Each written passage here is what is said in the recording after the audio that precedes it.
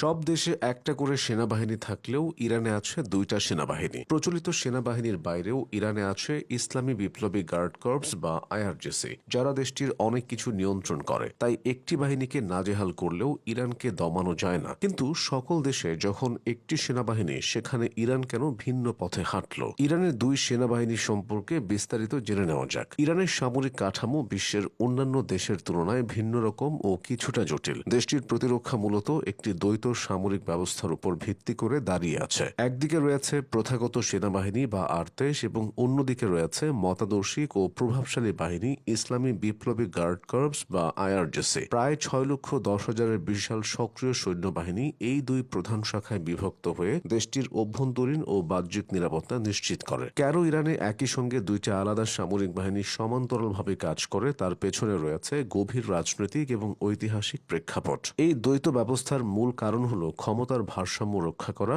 এবং 1979 সালের ইসলামী বিপ্লবের চেতনাকে সুরক্ষিত রাখা। 1979 সালের ইসলামী বিপ্লবের পর ইরানের তৎকালীন সর্বোচ্চ নেতৃত্ব অনুভব করেছিল শাহ শাসনামলের পুরনো সেনাবাহিনীর উপর পুরোপুরি আস্থা রাখা সম্ভব নয়, কারণ ওই বাহিনীর কর্মকর্তাদের বড় অংশই পশ্চিমা শিক্ষায় শিক্ষিত এবং পূর্ববর্তী রাজতান্ত্রিক শাসনের অনুগত ছিলেন। তাই ইসলামী প্রজাতন্ত্রের আদর্শ রক্ষা এবং যে কোনো অভ্যন্তরীণ সামরিক অভ্যুত্থান ঠেকানোর জন্য একটি নতুন অনুগত ও ধর্মপ্রাণ বাহিনী গঠনের প্রয়োজনীয়তা দেখা দেয়। এই চিন্তা থেকেই আয়াতুল্লাহ খোমেনির নির্দেশে গঠিত হয় ইসলামী বিপ্লবী গার্ড কর্পস বা আইআরজিসি। সময়ের সাথে সাথে এই আইআরজিসি একটি আধা সামরিক বাহিনী থেকে রূপান্তরিত হয়ে ইরানের সবচেয়ে শক্তিশালী সামরিক ও অর্থনৈতিক শক্তিতে পরিণত হয়েছে। ইরানের সংবিধানেও এই দুই বাহিনীর দায়িত্ব সুনির্দিষ্ট করে দেওয়া হয়েছে, যাতে কেউ কারো কাজে সরাসরি হস্তক্ষেপ না করে একে অপরের পরিপূরক হিসেবে কাজ করতে পারে। ক্ষমতা ও কর্মপরিধির বিচারে প্রথাগত সেনাবাহিনীর প্রধান দায়িত্ব হল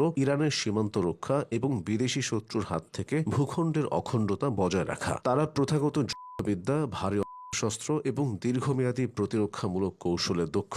প্রথাগত সেনাবাহিনী মূলত স্থলবাহিনী, বিমান বাহিনী ও নৌবাহিনী নিয়ে গঠিত। অন্যদিকে ইসলামী বিপ্লবী গার্ড কর্পস বা আইআরজিসির দায়িত্ব অনেক বেশি বিস্তৃত। তাদের মূল লক্ষ্য হল ইসলামী বিপ্লব এবং এর মূল্যবোধকে রক্ষা করা। আইআরজিসি কেবল লড়াইয়ের মাঠেই নয়, তারা ইরানের অভ্যন্তরে গোয়েন্দা কার্যক্রম পরিচালনা করে, দেশের বৃহৎ শিল্প ও অবকাঠামো খাতের একটি বিশাল অংশ নিয়ন্ত্রণ করে। দুই বাহিনীর সাংগঠনিক কাঠামো বেশ ভিন্ন। আইআরজিসির নিজস্ব স্থল, নৌ এবং বিমান শাখা রয়েছে। এমনকি ইরানের অত্যন্ত গুরুত্বপূর্ণ ব্যালিস্টিক মিসাইল প্রোগ্রাম বা ক্ষেপণাস্ত্র কর্মসূচি মূলত আইআরজিসির অধীনে পরিচালিত হয়। এছাড়াও তাদের একটি বিশেষ শাখা রয়েছে যার নাম কুদস ফোর্স। এই কুদস ফোর্স ইরানের বাইরে মধ্যপ্রাচ্যের বিভিন্ন দেশ যেমন সিরিয়া, লেবানন ও ইরাকে ইরানের ছায়া পরিচালনা করে। ক্ষমতার ভারসাম্যের দিক থেকে আইআরজিসি অনেক বেশি প্রভাবশালী ও সুবিধাপ্রাপ্ত। ইরানের সর্বোচ্চ নেতা বা সুপ্রিম লিডার সরাসরি এই বাহিনীর প্রধানদের নিয়োগ দেন এবং তাদের মাধ্যমে দেশটির পররাষ্ট্র নীতি ও প্রতিরক্ষা কৌশলও বড় ধরনের প্রভাব বিস্তার করেন। আইআরজিসির বাজেট এবং রাজনৈতিক সংযোগ সাধারণ সেনাবাহিনীর চেয়ে অনেক বেশি শক্তিশালী। তবে সংঘাতের ময়দানে এই দুই বাহিনী প্রায়ই সমন্বিতভাবে কাজ করে। ইরানের এই দ্বৈত সামরিক ব্যবস্থা একটি চমৎকার চেক অ্যান্ড ব্যালেন্স তৈরি করে রেখেছে। এই বিষয়টি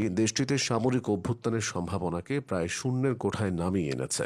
যদিও দুই বাহিনীর মধ্যে মাঝে মধ্যে শ্রেষ্ঠত্ব নিয়ে সূক্ষ্ম প্রতিযোগিতা দেখা যায়, তবে ইরানের সামরিক প্রতিরক্ষা দর্শনে তারা একই মুদ্রার দুটি পিঠ। এই দ্বৈত কাঠামোর কারণে ইরান দীর্ঘ কয়েক দশক ধরে আন্তর্জাতিক নিষেধাজ্ঞা এবং আঞ্চলিক বৈরিতার মুখেও নিজের সামরিক আধিপত্য বজায় রাখতে সক্ষম হয়েছে।